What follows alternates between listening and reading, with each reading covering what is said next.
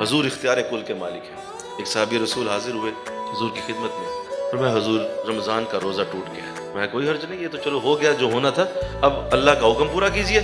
فرمایا حضور وہ کیا؟ فرمایا 60 روزے رکھیے۔ فرمایا حضور مجھ سے تو ایک نہیں رکھا گیا، تو 60 کیسے پورے کروں گا؟ فرمایا اچھا پھر 60 مسکینوں کو 2 وقت کا کھانا کھلائیے۔ وہ کہنے لگا حضور کہ میری حالت ایسی ہے، خود اپنے گھر کا معاملہ بڑی مشکل سے چلاتا ہوں، تو میں 60 لوگوں کو کھانا کیسے کھلاؤں گا؟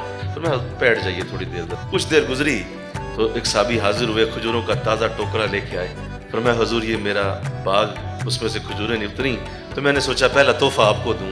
تحفہ قبول کیا۔ فرمایا بھائی وہ کہاں ہے جو روزہ توڑ بیٹھا تھا؟ وہ بھاگے ہوئے آ گئے۔